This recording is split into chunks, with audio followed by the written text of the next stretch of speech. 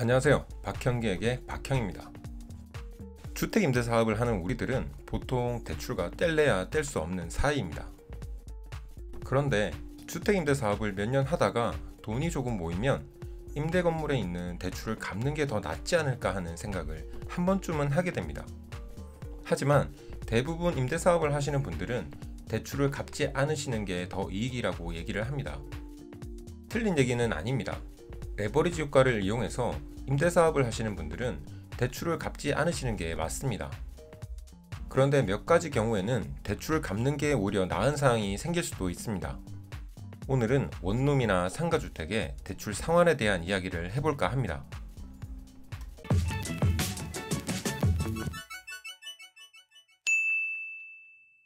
소형 아파트로 임대사업을 하신다면 몇 천만원, 그리고 원룸이나 상가주택으로 임대사업을 하신다면 몇억 원의 대출을 받아서 임대사업을 하게 되실 겁니다.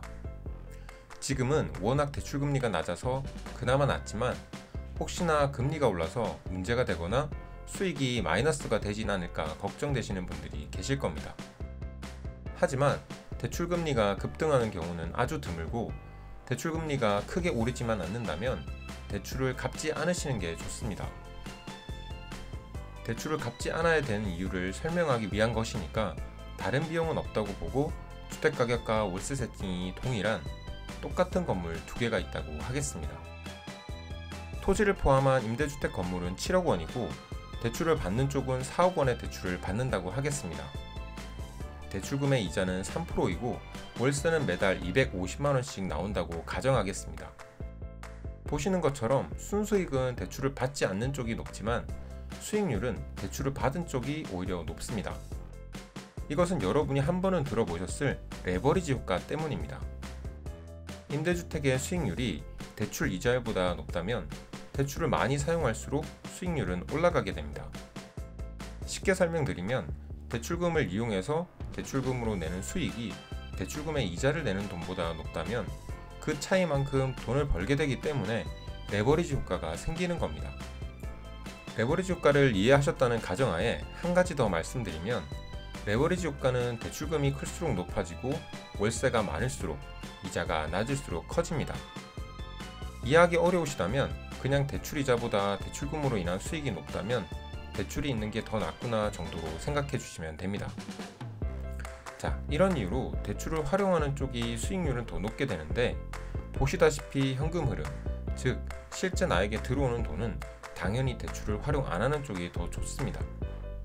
그러니까 이러한 레버리지 효과를 누리기 위해서 일반적으로는 대출을 갚지 않는데 나는 무조건 현금 흐름이 많은 것이 좋다고 생각하시거나 한 건물만 가지고 오랫동안 임대사업을 할 예정인데 전월세 전환도 더 이상 할 수 없는 경우, 대출금리가 너무 올라서 더 이상 레버리지 효과를 누릴 수 없는 경우 등의 특수한 상황이 아니라면 무조건 대출을 가지고 있는 편이 수익률이 높고 가용자금도 커지게 됩니다. 지금까지 설명드린 것이 불과 2-3년 전의 상황이었습니다. 2-3년 전에는 대출을 갚는 사람을 바보라고 할 만큼 임대사업을 하시는 분들 사이에서는 대출을 갚지 않고 운영하는 것이 불문율이었습니다. 그런데 임대사업을 준비하시면서 조금 공부를 하신 분들이라면 이제는 임대수입에 대한 세금이 생겼고 대출도 대부분의 경우 원금을 상환해야 한다는 것 정도는 알고 계실 겁니다. 그러면 다시 수익률 비교를 보겠습니다. 여기서는 비용을 고려하지 않았지만 비용이 1년에 1000만원 발생한다고 보고 연수익을 2000만원으로 낮춰보겠습니다. 보시는 것처럼 수익률이 역전되었습니다. 이번에는 비용이 아니라 대출금리가 2% 정도 상승했다고 보겠습니다. 역시나 수익률이 역전되었습니다. 이렇게 금리의 상승이나 비용의 증가는 레버리지 효과를 상쇄시켜 버립니다. 대출금을 이용한 수익률이 대출 이자율보다 낮아져서 생기는 현상입니다. 실제로 이렇게 레버리지 효과를 받지 못하는 물건은 시장에서 매물로 나오지는 않겠지만 미래의 상황이나 매도자나 공인중개사가 제시해주지도 않는 비용도 고려해서 계산을 해보셔야 합니다. 이렇게 미래 이자율 상승 가능성이나 비용을 고려해서도 레버리지 효과를 볼 수 있는 물건인지에 따라 대출을 갚아 나가야 되는 상황도 있다는 것은 알고 계셔야 합니다. 예전처럼 무조건 대출은 안 갚는 게 좋은 게 아닌 겁니다. 물론 임대주택마다 상황은 모두 다르니까 여러분이 각 임대주택마다 계산을 해보시고 판단을 하셔야 하는 부분입니다. 예전보다 확실히 레버리지 효과는 많이 희석되는 느낌은 있습니다. 그런데 이전에도 말씀드렸다시피 대출과 친해져야 부자가 될 수 있고 부동산 투자에서 레버리지 효과는 필수라고 해도 과언이 아닙니다.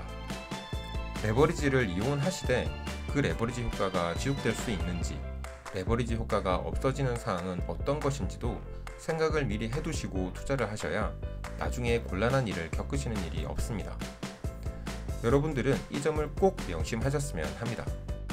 이번 영상은 여기까지였습니다. 여러분 부자 되십시오.